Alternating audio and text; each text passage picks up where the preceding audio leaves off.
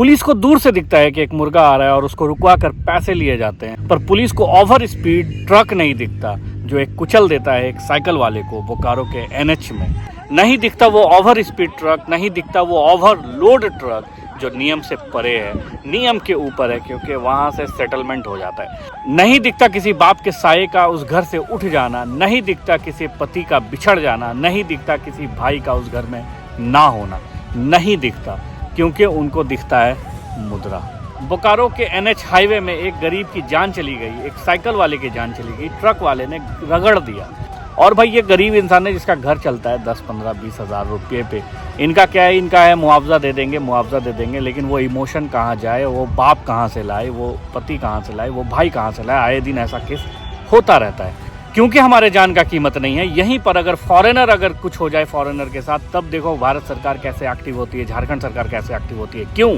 क्योंकि उनको जवाब देना पड़ जाएगा जर्मनी, रशिया, यूएस से आए हुए लोगों को। क्यों? क्योंकि यूएस के लोग अपने लोगों की कीमत जानते हैं और अपने लोगों की हिफाजत करना जानते हैं।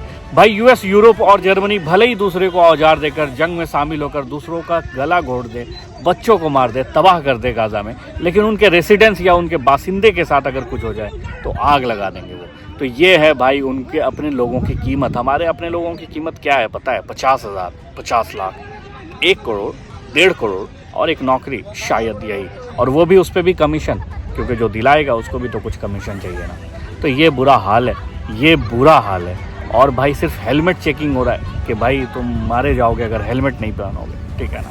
भाई कनाडा, अमेरिका, दुबई में नियम है, नियम।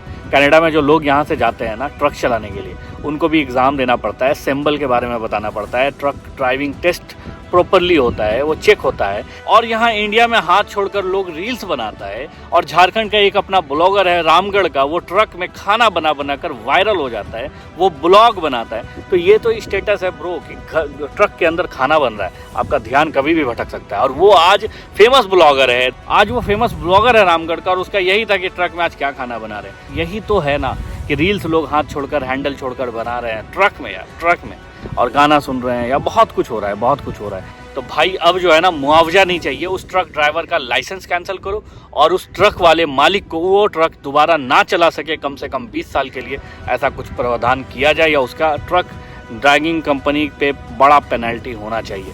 तो ये ऐसे नियम कानून के साथ नहीं चलेगा कि कोई मुआवजा दे दे और कोई मुआवजा ना भी दे के हिट एंड रन में निकल जाए। तो ये नहीं चलने वाला, ये गलत है। आपकी क्या राय है आप ज़रूर बताएं, और ये ज़रूर बताएं कि इस पे नियम में क्या बदलाव किया जा सकता है या क्या जोड़ना ज़रूरी है।